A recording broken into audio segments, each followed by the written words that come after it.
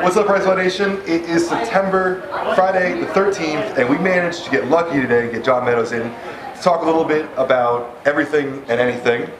We're at the 2019 Olympia, sitting down to talk about Granite Supplements, his lifestyle. Let's shoot the shit and see where it takes us. Yeah, for sure. So welcome to PricePlow. John, thanks again for joining us. Yeah, man, I love it. My pleasure. Yeah, so we last talked to the Natural Body Inc. and I kind of threw you a curveball and I was like, hey, what have you learned in the last year? And we'll link back to that video. I honestly, we talked about business and that was a great thing. Like, a lot of people appreciate that because there's 1,000 videos of you telling us how to train legs and everything. You don't always hear the other side, but here, I wanted to get back to, let's talk Granite Supplements. This is a supplement channel, so we were talking about some ingredients this morning and you brought up a couple interesting points about stimulant-free pre-workouts and like hitting different nitric oxide pathways. So let's get back into Granite Supplements and just talk a little bit about what you see coming down the line. Yeah, and how you're absolutely. Gonna get people pumped up. Absolutely. Well, the interesting thing, and I tell my team this, that supplements to me, like the industry, is a game of momentum. And we really haven't had any new stuff because we struggled in our second year and we were working so hard to kind of stay afloat that we weren't in a position to do anything special with any kind of product or add to the, to what we were doing. So we've had a really good year this year.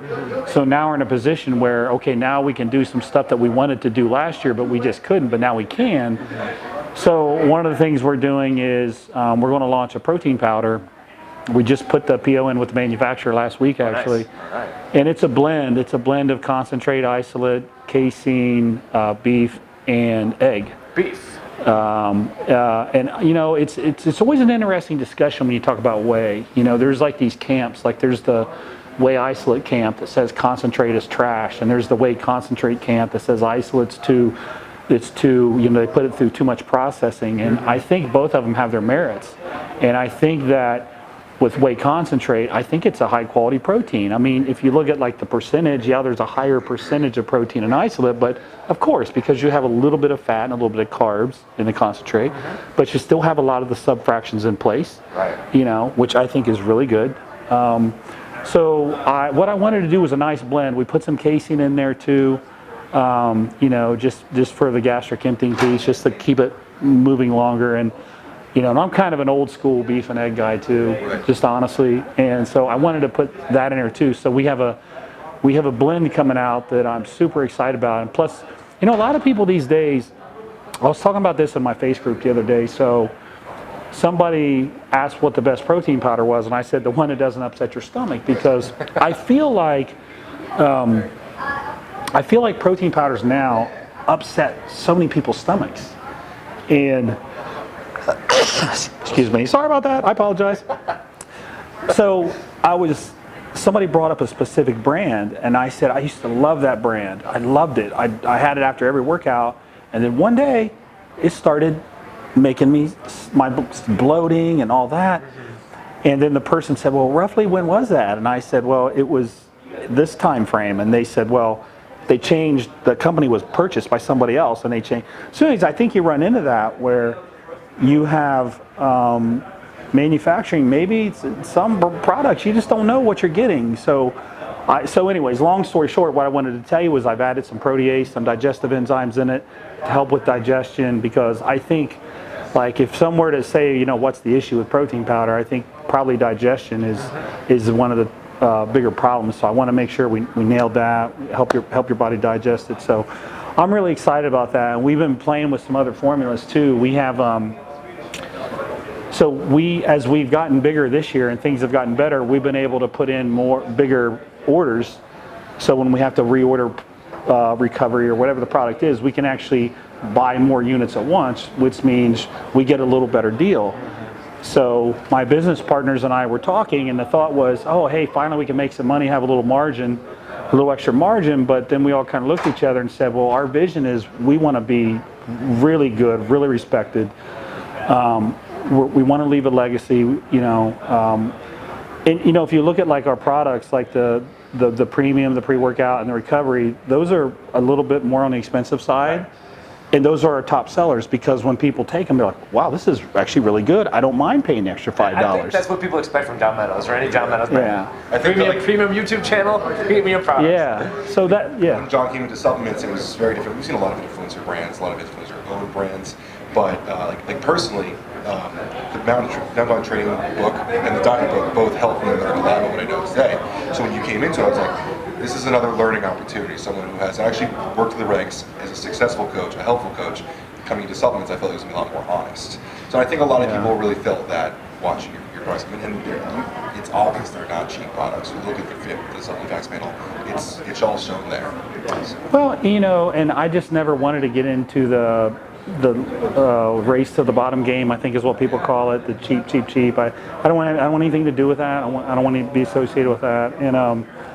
And like, I'm not, you know, a lot of these guys that compete to get in the supplement industry, they're just kind of a face for the brand. But I want to be a part of it. I want to be a part of the formulas. I want to understand everything because, you know, I came from a corporate background and I ran projects for Chase, and these were, you know, $5, $10, $15 million projects, the biggest projects at JP Morgan Chase. So like, I like this. I want to know what's going on here, and I want to know what this is and that stuff. So the business part is also very interesting to me. I think everything you've done though kind of showed that, like your training programs are not cheap. You paid for premium because they were premium products, right? And I think like your legacy shows that over time. And it made sense when you came to the supplement, so I was happy to see that. So yeah, we kind of derailed you a little bit. But you're talking about, okay, there's potential for higher margins, but you're like, wait a minute. You backed up and said, no, what are we going to do instead then? Yeah, so we looked at the products where we were saving a little bit of money, and in some cases we were saving $1 a unit, in some cases $1.50 a unit, and we're like, okay, $1.50, that gives us some money to add another ingredient, not just throwing ingredients in, but something that would work well. So we've got something we want to do with the premium right now. We've got 2 ingredients we're thinking about adding into it. And we haven't made the final decision, but I think when you see it, you'll be like, wow, that's kind of crazy. In the recovery, probably going to add phosphatidylserine to it to go with the Sensoril. And just, you know, I like that product. I like managing stress and recovery. And that, sleep ingredient, yeah. I mean, it's just, I think that'll be a good overall add to the recovery part of it. So that's not cheap. That's not a cheap ingredient. When you get that's not a cheap ingredient, and what we're looking to put into premium is not a cheap ingredient. So we've got the protein powder coming. Then we're going to make some enhancements to a couple of the formulas, and then we want to do the non-stem pump product as well down the road. And we're starting to look at functional foods now as well. Wow. And I was meeting with my friends who you probably know this morning, and we were talking about certain types of foods that we could, and that interests me too, man. I actually go to a vitamin shop and I buy all these different foods to get for my kids because I want my kids, like, they don't like to eat protein, so I'm like trying to sneak protein into their diet. Steak? The only thing they like is they like going to sushi places and having a hibachi steak with me.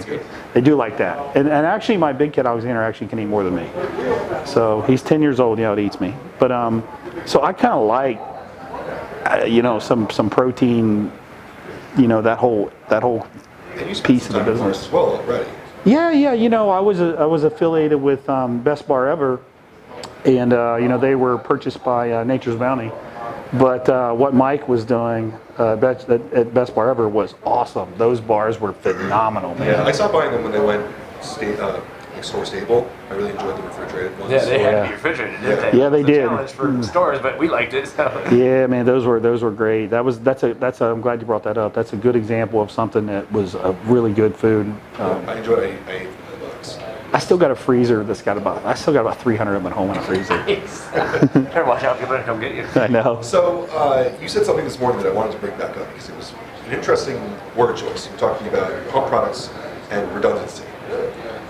We talked a little bit, we probably don't want to talk too much about the ingredients that you're planning on using, but we talked about other products and how some of the ingredients that they're putting together in those are redundant. They're redundant. I thought that was kind of interesting. I've never seen anyone say it that way before. Could you talk a little bit about your research in pump and what you found, you know, kind of how you're planning to bring it up? Yeah, I mean, if you look at like a pump product, you know, you got to provide some substrate. You got to provide something that maybe dilates blood vessels. Maybe you have to have something that prevents them from constricting. And if you look at ingredients like the lactotripeptides, what's it called, vasodrive, like that has a lot of research behind it. I mean, I don't know how many papers it has, but a lot. And they were the first to have it. We launched it. That we ever blogged about. Yeah, we were the first to, and so that's a good chance you're going to see that again. But there's, we're trying to find something that, okay, we're going to, and we have it. So let's provide substrate, let's do this and this pathway. And so instead of just saying, okay, we're going to put these two things in here because we know they work. Well, they both do the same thing. Right. So let's make sure that the product actually makes sense. So I'm pretty excited about that too. We're finalizing it, probably be finalized in the next month. I feel like you bring some logic to the table. Everything is common sense to me. Yeah. Like, It's training is that way, nutrition's that way. It's kind of ironic because I kind of see the way you think about it, because I think about it kind of similar to the way that your training works. Like, a lot of people are just like, for supplements, what's a good pump ingredient? Let's throw all of that in the powder. That's like saying, like, what's a good exercise? Let's do all of them. The way that I always read that you structured your training was your pre-pump, your heavy compound, your isolation, your incredible pump. You picked specific motions and specific rep ranges, and you paired them together in a synergistic way. Yeah.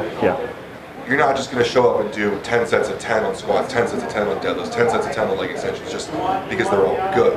Right. And I felt like when you were talking about that with the pump run this morning, all the stuff you kind of talk about is like logical. It just makes sense. Just makes sense, man. And that's like with training. A lot of the things I say, I work with a lot of people who tell me my joints have never felt so good.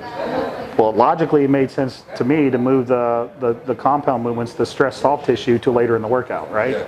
That's not rocket science, but nobody ever did that. In fact, I remember the first time I did dumbbell presses before a barbell press. I remember like looking around hoping nobody saw me. I mean, I was the World Gym East, and I was going to do incline dumbbell presses. And I took a little bit of solace in the fact that I saw Chris Dickerson do them first at once. I was like, well, he was a Mr. Olympia. So I'm literally looking around like, I hope nobody sees me doing dumbbells first, because it was beat into our head. You got to do your compound movement first. This piece of your nervous system and this high threshold motor unit, blah, blah, blah, blah, blah. But anyway, so it just made sense to me after like nearly 30 pec tears that it might not be a good idea to come out of the gate benching heavy. Yeah. Right? Just common sense. And it was funny because like when I read your ebooks, or when I was reading them, you're using them so much more, I would read things and I'd be like, yeah, that makes sense. Why didn't anyone else say that? Like, I was like, this all, like everyone thinks they have like the magic answer. I'm like, well, this is really just logical. And yeah, exactly that. I train conjugate self for powerlifting. Yeah. But still, it's the same idea. You come in, you have kind of a pre-pump, a warm-up type, to start out with dumbbell bench, go straight to the flat barbell, and then afterwards it's a lot of bodybuilding. Yeah, right. It's like, people see me doing it and competing in powerlifting, and like, that doesn't make sense. I'm like, makes sense to me. Yeah, and the track record's working. I haven't torn a pec yet. Yeah. There's the powerlifters now, man. They're moving incredible weights. But what'll be interesting to see is how many of them can survive for long. Yeah. Because it's incredible. You see these guys that are 180 pounds lifting, and like they're doing weight that I couldn't even comprehend doing. I'm like, man, that just doesn't make sense, man. I think that we're really lucky in that we have social media and content now.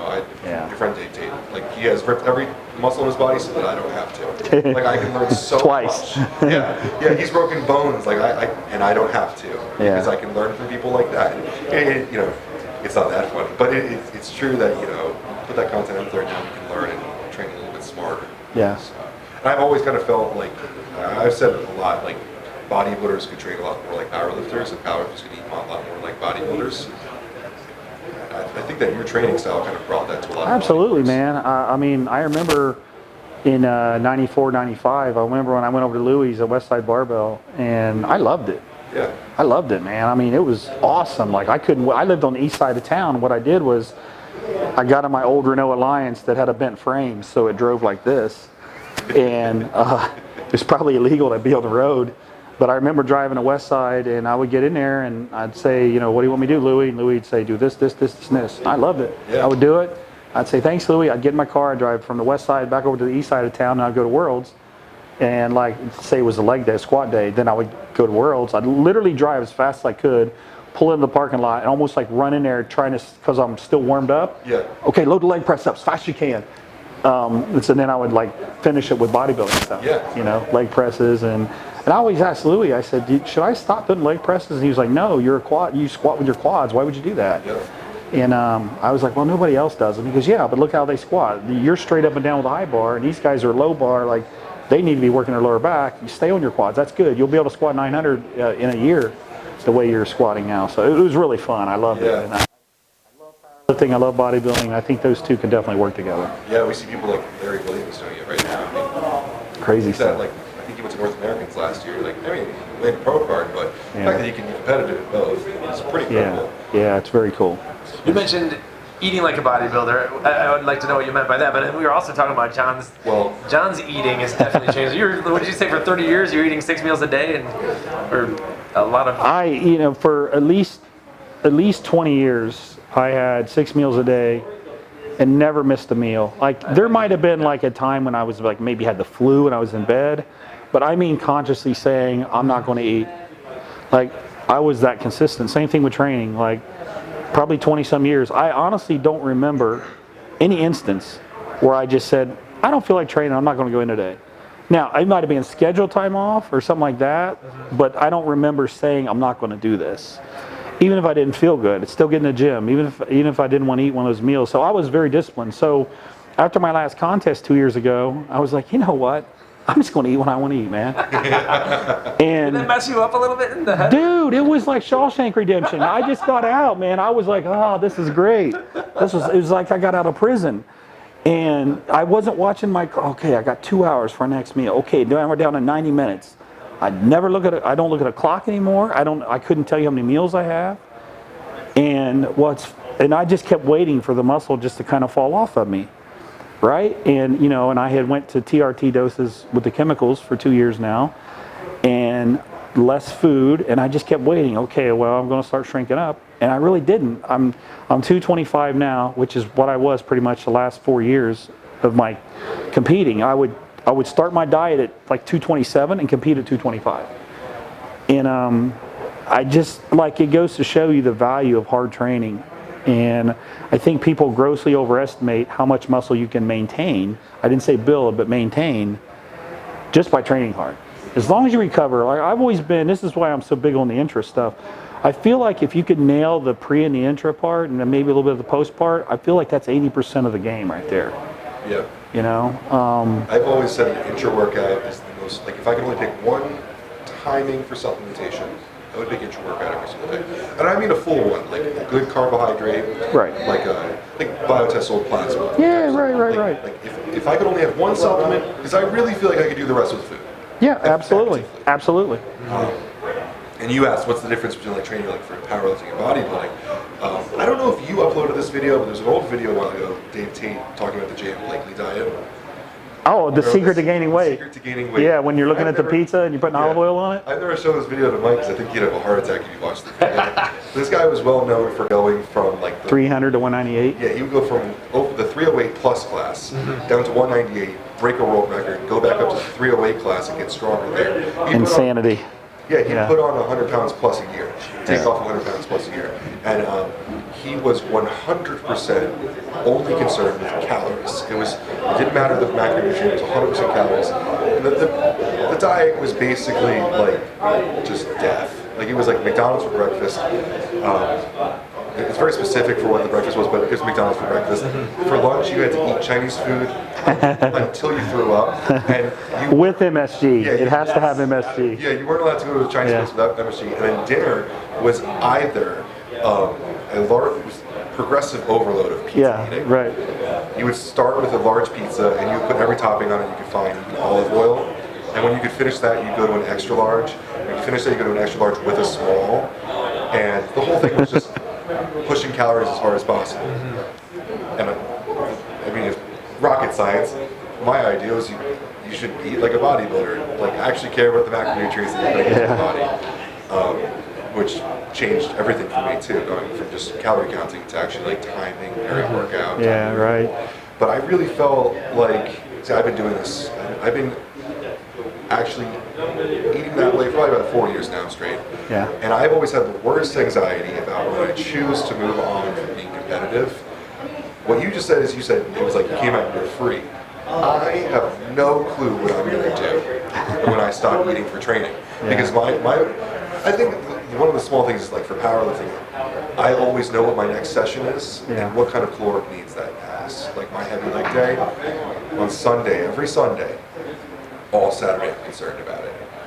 And so like, makes sense. I don't know if did you have like foods that you wanted to, that you had on your mind that you wanted to get to, or like you just didn't think about it, or?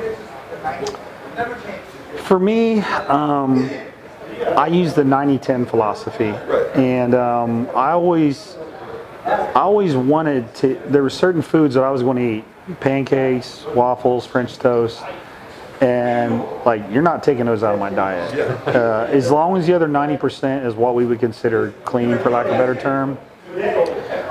I feel good eating that way, and I still eat that way. It's less meals, but it's still the same principle. So, you know, I'm still having, like, my wife for dinner might make me chicken and guacamole, and it's good food, right? You know, so it's not like I'm going and eating fast food all the time. So, but for breakfast, you know, I normally have two eggs and 2 pieces of sourdough toast. But if it's once a week, I'm probably going to have a pancake with it, one pancake, and I post it so everybody thinks I eat it every day, but really it's only once a week. Or like this morning, I had some French toast. It's the first time I've had French toast in probably 3 weeks, but I post it so everybody thinks I eat it every morning. But so my point is like I feel like people do much better long term if they just give themselves a little leeway. And if you can do that, if you go off the deep end, then there's probably some mental stuff that needs to be addressed beyond just eating. There's probably something that's driving that behavior. You talked about that in your diet book, and it was like, if you're going to do this, do it around a workout. Do it at a time where you realize it. And that's how I've always thought about it. And it's the same thing. I'll post, like I told you, before every heavy squat session, I go out for breakfast. I have a stack of pancakes. I don't have one pancake, but I have, like 3. But it's before I'm going to go squat 600 pounds. So I feel like I'm really utilizing that food. And it just makes sense to me. And people talk a lot about your relationship with food. Like, I'm an athlete. I'm utilizing it. I need the food. I think it's healthy. Well, I can tell you one thing that is a pet peeve of mine, and that's when people say that food is just fuel. It's way more than fuel. It's a way to connect socially. If we were eating right now together, it's a way to connect socially. You go home tonight and you're eating with your family. You're connecting socially. If you look at like Hispanic cultures and Greek cultures, where I really love their cultures, where they sit down together and have dinner. So food to me is like, it's not just fuel. It's part of experiencing one of the beauties of life. It's part of a connection with other people. And so it just drives me crazy when people I'm like, you don't ever like eat with your family? Or, well, yeah, I do. But what do you eat? Well, I just put my head down and I just eat. You know, I just eat my thing. Like, not talk. I mean, that's. It's like for me, obviously, I'm big on longevity, and part of longevity is enjoying what you do. So with food, I'm going to use it to socially connect. Even when I was dieting my hardest, my wife and I would still go out and have a dinner Friday and eat whatever we wanted. I was 42 meals a week, 41 of them were good, so I don't think that one meal is going to do any damage, right? But it wasn't because I felt like I needed a cheat meal physiologically. It was more of, we're together as a family, we're doing something together, there's no need to isolate yourself and live this life where you're living in a closet, and it made me happier. It actually helped me. It made me a better bodybuilder. I didn't win my pro card until after I had kids, after I was married, and I started doing that stuff. And I think part of it was my mental state. And I think, like, if you were to ask me what wrecks bodies quicker than anything, it's stress. It's stress. That's what will destroy a body quickly. And when my mindset became, it's not me against the world, it's us as a family, it's my friends, like, we're together, it helped me. It actually was a benefit to me, you know. That's awesome. I love that social aspect of what you said. I think also at a very base level, we're chemically wired to want to enjoy some of our food too. Sure, like, absolutely. I think that's extremely important. there's nothing wrong with eating a food because it tastes good. Yep. Like, it's okay. Yeah, I remember Frank McGrath once saying, like, if you're not suffering or you're dieting, you're probably not going to do well. I remember thinking, like, that is such a, I don't know. Well, you can suffer, because I've suffered to get to the condition I got to. But once a week, I had that meal. Even though I was suffering, I still like, okay, I'm suffering, but I'm still going to have this time. I'm still going to do it. But you're so disciplined that you didn't fall off the, go off the rails. Yeah, There's yeah. people that go off the rails though. I mean, so one of the keys is doing it at night as your last meal. Yeah. I've had people like say, well, I really want to use my cheat meal for breakfast. I'm like, okay, but that could lead to the whole day. Yeah. So I always did it where it's Friday night, it's your last meal before you go to bed, so that you wake up. And you know what happened a lot of times? And I know you've heard this before. I had my big cheat meal Friday night. I woke up Saturday, I was even lighter. Yeah. Okay, this is the thing, the beauty of the human body. Like, people say it's all just hard math, but your body's really unpredictable. And so if it is all hard math, then explain to me how your caloric surplus resulted in you losing weight. Yeah. If it's that easy, then explain that to me. Yeah. Well, yeah. No, you lost weight. You ate more and you lost weight. So something, well, the studies show that it takes multiple days of eating. There's nothing one meal can cause. Okay. Do all of those studies represent the situation that we have? Because I've read all the studies. I understand them. Mm-hmm. Are they duplicating the situation that we're in? No. Yeah. Okay, well then you can't blanketly say this stuff and applies to us, because that's part of being a coach too, is you got to understand some of the basics on how physiology works, but then you got to understand that your body's unpredictable. And when you work with someone, you got to learn how they react. I might be able to give Josh Wade 200 grams of carbs and he'll look better. Somebody else, I can't do that. Yeah. And they both are human beings, right? Yeah, I was telling Mike, I went to college with tennis. It's very boring a lot of the time, like looking at the data and talking about most of your clients as a registered dietitian are going to be diabetic, elderly people, very lackluster stuff. It's not interesting. I always enjoyed watching people like yourself where the environment the food's being put into is a little bit more interesting. Like there's some more chemicals at play, there's hard training at play. There's a lot of factors. Stuff going on. And I found that super interesting to look at the extreme situations. Yeah. And there's not a lot of science on what happens when you have all those things. I'm going to reset the camera real quick. Yeah. So what we were talking about earlier, you were talking about like not having lost all that muscle mass. Wait, did you say that you were like sub 80 grams of protein or something? Like probably you eat 2 eggs? That's like... That's my breakfast, yeah. My 2-year-old daughter eats 2 That's my breakfast. That's my breakfast every morning. Well, was that your breakfast when you were competing as well? Absolutely not. No, this is right now. This is is just idea of how different it would be. When I was competing, my breakfast would be, in the off season, it would be 4 to 6 whole eggs, and then probably a pretty hefty amount of oatmeal, maybe with some blueberries in it. And then pre-contest, I would start pulling the yolks out and going more to whites, purely just to lower calories, not because the yolk is bad or anything, just purely to lower calories. And that's when I did my famous Arnold Classic diet, which was basically egg whites and low sugar ketchup. I remember that video of you in the limo. Yeah. Oh yeah, that was bad. There's this terrifying video of him after he made weight. That was in Vancouver, yeah. Oh, sorry, yeah. That was bad though. Like he made 212. That was my first pro show, and I had competed at 220 and won my pro card, and I was very lean. And you guys know I don't have a colon. Like I can't do some of their things that people do to lose weight. Yeah. I got to suffer it off, literally. Yeah, it's pretty bad. He's like, there's like this limo, and there's like one light in the center, and like he's talking, and all of a sudden he like moves into the light. He's like, I made weight, and like his face is gone.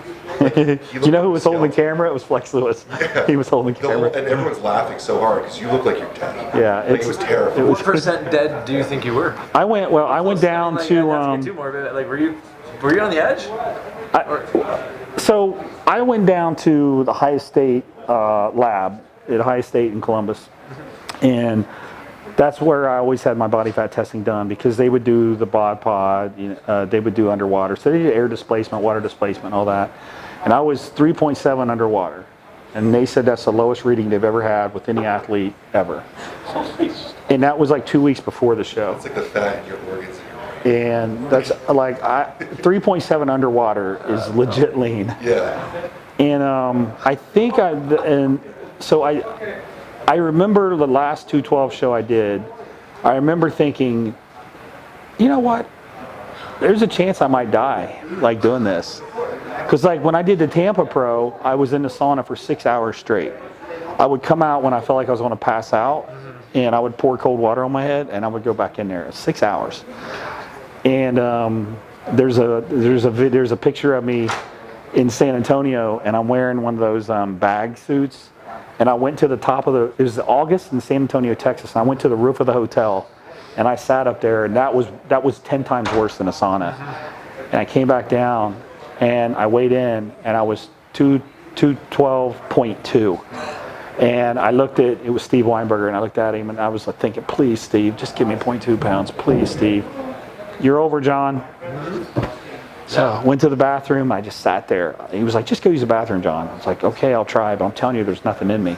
So I went in the bathroom, and I just sat there. Nothing happened. So I went back out half hour later because the weigh-in was ending. He said, look, John, just blow all your air out. I was like, that's an old wrestling trick, right? That's how we did in wrestling. So I blew all my air out until I thought I was going to pass out. I lightly stepped on there.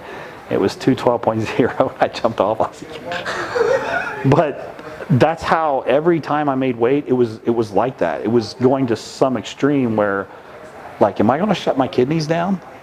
You know? Yeah. So, probably not the smartest thing in the world. Well, no, but when you get to that level of competing, you have to make decisions. And as someone who doesn't have a colon anymore, like...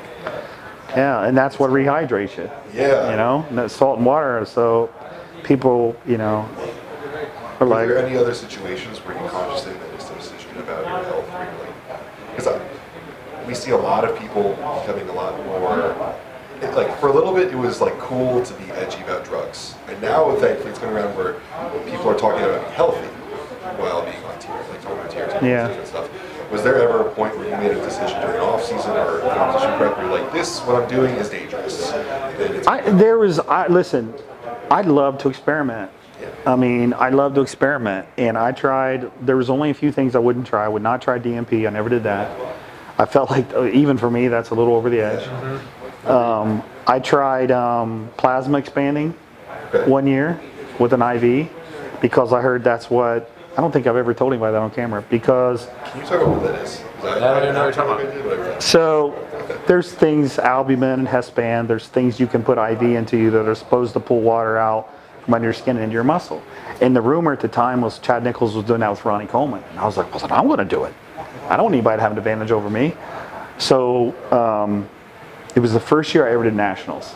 It was weird, man. Having an IV before nationals, and for an hour I looked phenomenal. And then an hour later, I could literally see it all just go back to normal. I was like, son of a gun, that didn't do anything for me. I did it one time. It didn't work, and I was like, well, I can't just literally sit in a pump-up room with an IV in, right? That probably wouldn't be cool. I don't think it would go over too well with the NPC. So I did it one time. I always liked experimenting, but, you know, when it came to dosing on different things, you know, some people would always say, he's lying, he's not telling the truth. I never did 1,000 grams of test in my life. I mean, I won multiple shows just using Winstraw and nothing else. And if you tell somebody that now, they'll be like, no way, it's impossible. I never used growth hormone until I was already at the national level competing. I won my state title without using test.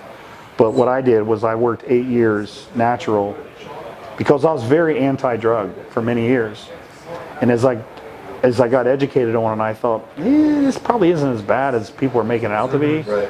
So I really worked hard to get educated, and there really wasn't much out there. That you had the anabolic reference guide, if you remember that, and then you had the opposite of that. You had like the Body Opus series with Dan Duchesne, and I read all those. And there was a couple more, and then Bill Llewellyn came out with his books. Bill's a great guy, by the way, and he did a really nice job on it. So I was trying to educate myself. You know, oh, this is Auditin stuff. It helps keto tipping, right? It helps clenbuterol work longer. So my next trip to Mexico, I'm going to pick up some of that. So I literally would try everything, but I never like mega dosed anything. I just never felt like I needed it. Duchesne's writings about some stuff was really interesting. Like at one point he was talking about taking like 4 grams of test to overload your androgen receptors to the point where your body has to create new anabolic pathways. Yeah. It was all hypothetical. Strictly hypothetical. Yeah. Yeah. If it was like, this is kind of crazy to think, like, I don't know, like, just the amount of oil you have to put in something. He was ahead of his time, but like the DNP and insulin combinations and things like that, I'm like, even for me, that's like, I don't know that I want to go I there. always felt like DNP didn't give you any, like, advantage over just losing the fat. I personally didn't like, so I had a guy send me DNP once, and it was the yellow powder, right? And I remember opening up the package, and I remember my hands were stained yellow. And I was like, I don't know how I feel about this. And I threw it away, so I never actually used it. And then one of my friends was like, dude, you're an idiot. You don't have any problem with your conditioning. Why would you even consider that? And I was like, but I just wanted to experiment. So I never actually did it. I threw it in the trash, and my hands were yellow for 2 days. So. It also can explode. Like, Yeah. before it even goes in your body. It's a part of dynamite. Probably not a good thing. Yeah, if it heats up too hot in your lamp, it explodes. Like, I don't want anything to do with any of that stuff anyway. Yeah. Cool. I And mean, it seems like just different people have certain dosing thresholds, and there's no way to know. I don't know. I always looked at it this way. If I'm using a small amount and I'm doing awesome, then I'm cool. You know, why, you know, like in my liver enzymes, my AST, ALT never was out of whack. My creatinine, my BUN was never out of whack. Those things were always normal. The only problems I ever had was with my hemoglobin and RBC, which is, even if you're just doing HRT, you'll have problems with that for many people. But other than that, man, my numbers were always pretty good. I've always kind of found, like we've had in this interview here, parallels between training and diet. Mike Israel's talking a lot about minimum required volume for training right now. Right. Like, if you only need to train X amount of tonnage per week, you don't need to train any more than that because you're doing more work than you need to. Create enough training stimulus, recover from it, improve. And then if you can't improve from that, you need more. And it's kind of the same way I've always thought. Supplements, drugs, diet. Get the most out of the least is what I call it. Yeah. Because next season, when you come back with a new plan, what are you going to do if you've already maxed out these things? Sure. Again, and I think that's just a common sense, logical approach that people overlook. But to me, that's just like common sense. Like, why would you not give yourself somewhere to go? It's like the guy who starts dieting at 12 weeks out, and 12 weeks out he goes, okay, I'm going to add cardio, I'm going to add T3, I'm going to add clean, I'm going to cut my carbs down to 0. Like, it's going to work great for 4 weeks. Mm-hmm. Then what are you going to do? Yeah, you have nowhere to go. You have nowhere to go. You've played every single card you have. You have nothing left to play now. There's that big analogy, I think, it's been using it, like, your training creates you're digging a hole. And then you're digging a ditch. Yeah, you're digging a ditch. And you just keep digging and digging and digging. All these sets are digging and digging. Your recovery needs to fill that hole back in. Just to get back to even where you were. Yeah. Not even to progress. Yeah. Right. Because if you're not building a mound afterwards, you're not creating surplus, which you don't have any of the required calories to build new tissue. Yeah. Unless we're going to break thermodynamics here. Yeah. So. I've always been a fan of that. It's just logic. You know, I train hard, I put food in my body, and I recover. And this is why I'm so big on intra and recovery, because I'm also big on training hard. But I realize that if you are going to train that hard, then you better pay just as much attention to the recovery as you are for the stress. Yes. They have to, you know, balance out. Yeah. When so if you're like missing more meals than you used to, are you sipping on aminos or even like Nope. worrying about you? Don't even think about it. Cool. No. And so talking about recovery. You're so disciplined, or you've been so disciplined and everything. How about your sleep? Like, do you have like phone off at 10 p.m.? You know what? Like that? I've studied sleep a lot. I could really bore you with talking about the different sleep cycles and I think you were us listening. We were interested in the John Meadows, like what you're doing. Yeah, I never really had problems with sleep unless I was in the last month before I competed. Then I had issues. But what I believed in was a body will get destroyed if you don't sleep. Mm-hmm. You could get into the increased ghrelin and decreased leptin and hunger for sugar, and you can get into all that. But just the stress of not sleeping, I believe, makes your body look a lot worse. So the non-negotiable for me was sleep before contest. So just to be truthful, I always took Ambien the last 30 days. It's not good for your memory. I can tell you, every once in a while you might wake up on a couch and there's wrappers everywhere. Like, what the hell happened last night? But so a non-negotiable for me was I got to have sleep. And then when the 30 days was the 4 weeks before the show was over, I wouldn't take it for the other 11 months out of the year. And I never really had any problem sleeping, but I would turn this on like the blue light off, and I would, shut the curtains. I'd try to black out the room. I would sleep. I'd try to optimize my temperature in my room between 63 and 67 to 68 degrees. Try to keep it in that area so your body has more tendency to fall asleep. I mean, there's a lot of things I did to help with sleep too. And those are the things that we're hearing now. You're doing them decades ago. Yeah. It's funny, man. I remember when I got my first corporate job, and I didn't make much money. I had a little apartment, and I didn't have air conditioning.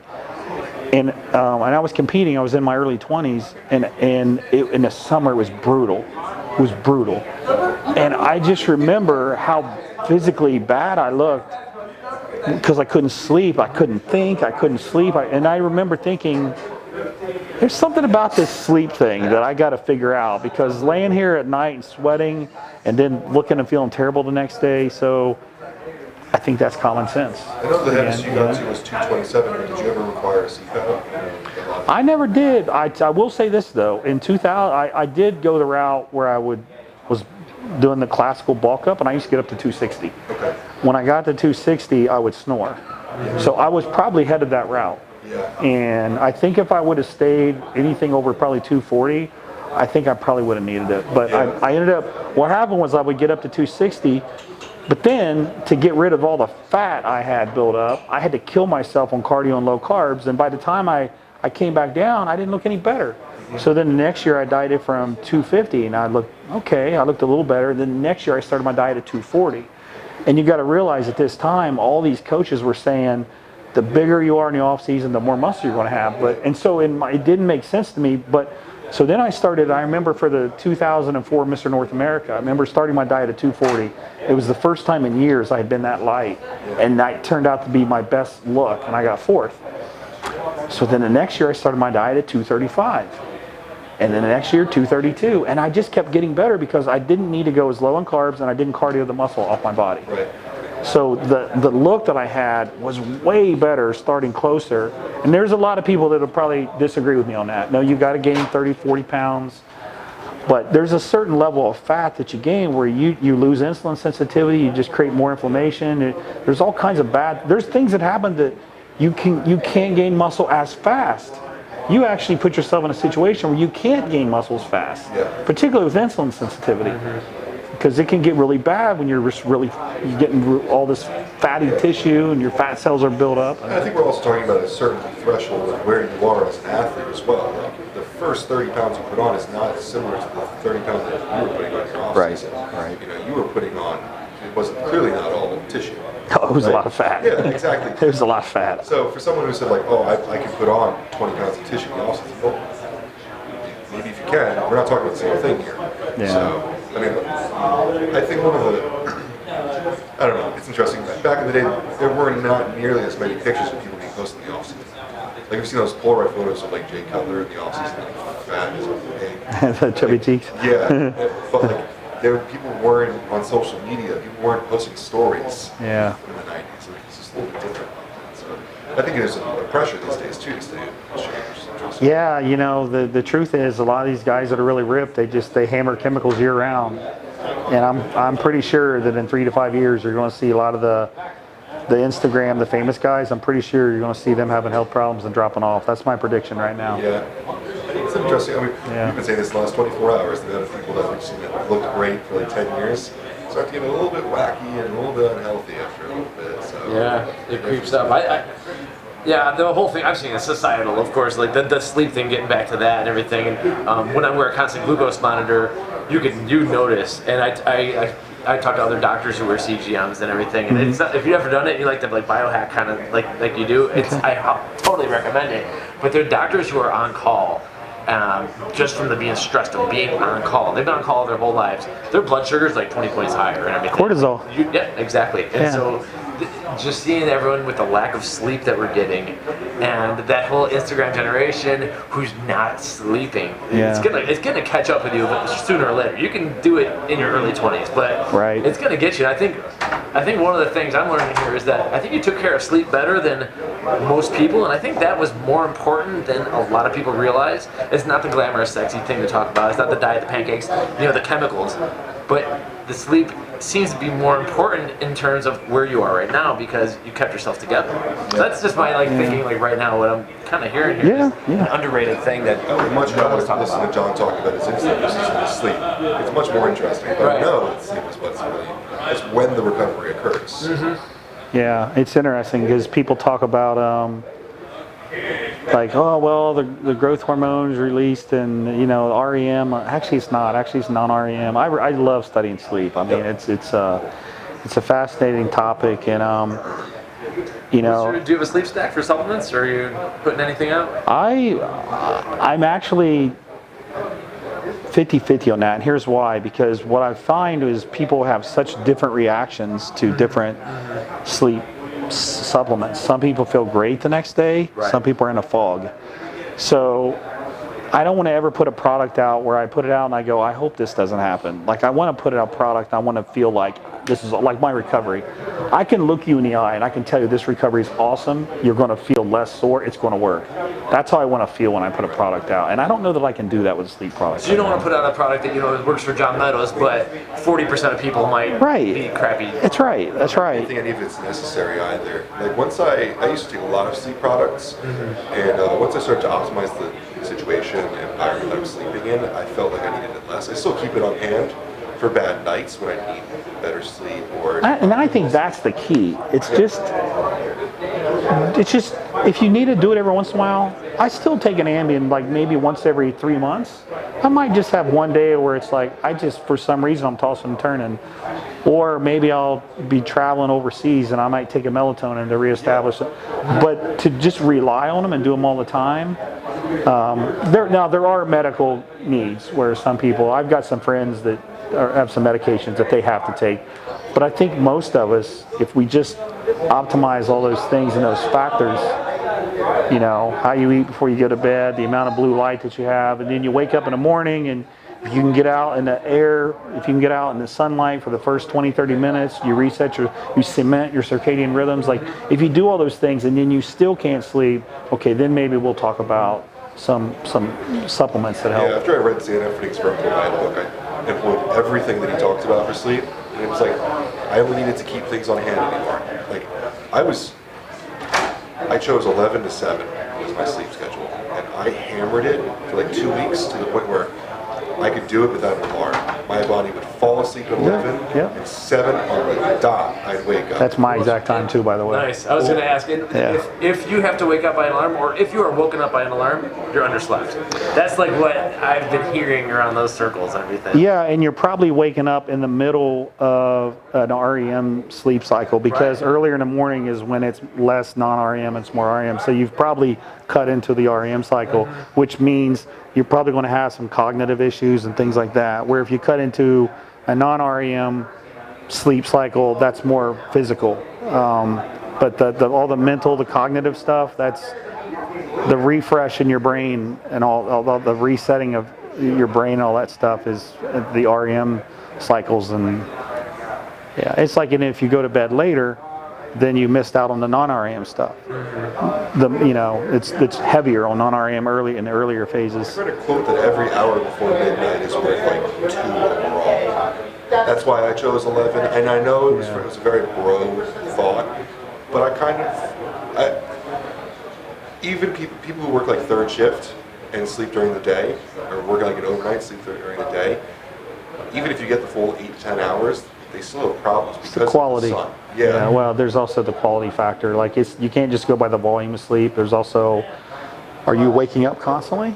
Because that's not the same qualities if you're, So if 11 is your bedtime, when's your last meal? When's the last thing you? Well, again, I have a rule. way that I do it, but it's not what I tell other people to do it. I like to eat a good big meal before I go to bed, and I do like carbs. I do. Honestly, I'm only doing it though because I like to eat more at night. That I have no reasoning. I mean, I guess you could say serotonin, but that's a convenient excuse for me. But I cannot sleep if I'm hungry. If I'm hungry, I will not fall asleep. It'll be 3 a.m. If I'm laying there and I feel my stomach, I'm not falling asleep. I can't. I like to go to sleep with a full stomach. Absolutely. I like to go full It's a good debate actually, because people will say, well, the carbs will do things with your blood sugar that can wake you up, and they are right. It can happen, but then you look at kind of the history of humans and eat and go to sleep. It's like you can make a good argument either way. So I just say, well, do what works for you, right? You're in that CGM, you will notice some wacky stuff. For me, 3 a.m., crazy things happen, and I don't know, don't wake up through it. I'm like, just woke up and I was like, wow, I went from 90 to 60 back to 80, and yeah, there's a lot of things happening. I feel like I have good quality sleep when I go to sleep. When I go to sleep satisfied, it's my mental state. I'm in a good place. I feel good. I have that serotonin from eating carbs, and I feel good. Yeah. I feel like my body is ready to sleep. It's happy. It's relaxed. Yeah, and I'm not eating like a big meal. If it came across that way, it's a balanced meal. It's like maybe 20 grams of protein. It's maybe 30 grams of carbs and 10 grams of fat. It's something like that. It's not like I'm sitting there picking it out. It's just, it's so I'm not hungry. It's so I feel content. Yeah. Absolutely. I like that. That's great. So, kind of a question for me to kind of round things out for you that I thought about is you've won your pro card, strictly athlete here. It seems like in your career, like you've worked for corporate companies and you've got a family, and things are great. But as career-wise, you've gone pro, you own your own company, you've done a lot of things that most people aspire to do and never do. What is left on the bucket list for John Meadows? The next thing on my list, okay, so I'm just going to tell you the first things that come to my mind. The first thing that came to my mind when you said that was my kids. Like, it's really important for me to leave a good legacy for my kids. This probably sounds silly, but I'm like obsessed with leaving a good legacy for my kids. I didn't have that. My grandmother, I had a great grandmother that raised me. I didn't have a real mom. I did, but she had a lot of problems. Died at an early age. I never had a dad. I never met my dad. And there's always been something inside of me that said, I want my kids to know that they had a mom and a dad that cared about them. And I'm fortunate because my wife is awesome. But I want people to tell my kids, like, man, your dad was a good guy. Your dad helped people. He cared about people. That's kind of the number one thing in my life right now, to be honest with you. And if I can do that, I'll be happy. And then I'd like to see my supplement company do well. It's funny, I'm at the elevators here and I look and I see Diamatize, like, I don't know what to say, like 1994 is when they started, or whenever it was. I don't know what the exact year was. But I thought, I've only been in this for 3 years, so it's okay if this takes me 5 years or 8 years or 10 years. It's okay. I'm okay with that as long as I'm doing it the right way and I'm proud of what I'm doing. So I think I really take a lot of pride in Granite, and I'm really hoping in the next 2 years that people can see what I'm doing and they can say, I want to support him. I want to support what he's doing. And it's been really cool, like walking around the expo. A lot of people tell me, like, I love your products, but honestly, I just buy them because I want to support what you're doing. That makes me feel awesome. Right. I mean, I want them to like the products. Thank you for all the content you've put out, and just like sitting down with us and putting out these thoughts that other people are afraid to talk about sometimes. And that's the best thank you note of all. And you're providing a great supplement along the way. So. So it's kind of funny. We talked about this a little bit of Natural Body. Like, you've been putting out videos, if not on your channel, with Muscular Development and whoever, for a very long time. I can't tell you how many times you've done quad training. Like, you've done quad training with Evan Centopani multiple times. Like, content gets repetitive, but people will still open it up because it's like, John Meadows, I want to watch this. I want to see what he has to say, and I want to support him. I think you definitely are on the way. And supplements are it's a competitive area. And it's very opinionated. Like, just off the bat, we talked about other companies that we think are doing things wrong with the pump. And I'm sure there are other people that would say John Meadows is doing something wrong with the absolutely. John Meadows doesn't have enough margin to make it.